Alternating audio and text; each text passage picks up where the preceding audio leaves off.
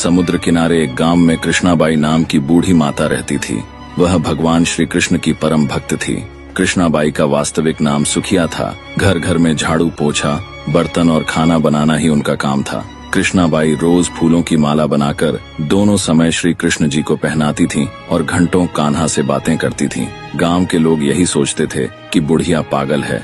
एक रात श्री कृष्ण जी ने अपनी भक्त कृष्णाबाई से कहा, कल बहुत बड़ा भूकंप आने वाला है, तुम यह गांव छोड़कर दूसरे गांव चली जाओ। कृष्णाबाई ने तुरंत अपना सामान इकट्ठा करना शुरू किया और गांव वालों को बताया कि कल सपने में कान्हा आए थे और कह रहे थे कि बहुत प्रलय होगा, गांव छोड़कर पास के गांव में चली जा। अब लोग उस बूढ़ी पागल की बात कहाँ मानने वाले थे। जो सुनता वही जोर जोर से हंसने लगता। कृष्णाबाई ने एक बैलगाड़ी मंगाई, अपने कान्हा की मूर्ति ली, सामान की गठरी बांधी और गाड़ी में बैठ गई। लोग उसकी मूर्खता पर हंसते रहे।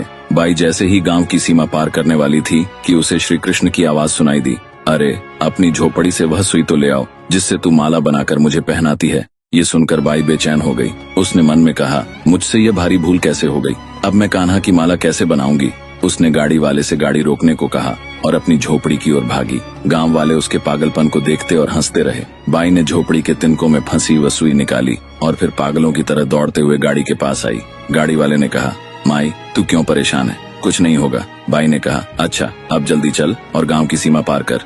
गाड़ी वाले ने वैसा ही किया। अरे ये क्या, जैसे ही सीमा पार हुई पूरा गांव समुद्र में समा गया, सब कुछ जलमग्न हो गया। गाड़ी वाला भी अटूट कृष्ण भक्त था। भगवान ने उसकी भी रक्षा करने में कोई विलंब नहीं किया। जब तक उस भक्त की एक सुई गांव में थी, पूरा गांव बचा था। इसलिए कहा जाता है, भरी बदरिया पाप की, बरसन लगे अंगार, संत न होते जगत में जल जाता संसार। अर्थात यदि इस दुनिया में संत और अच्छे व्यक्ति न होते तो यह संसार कब का नष्ट हो चुका होता।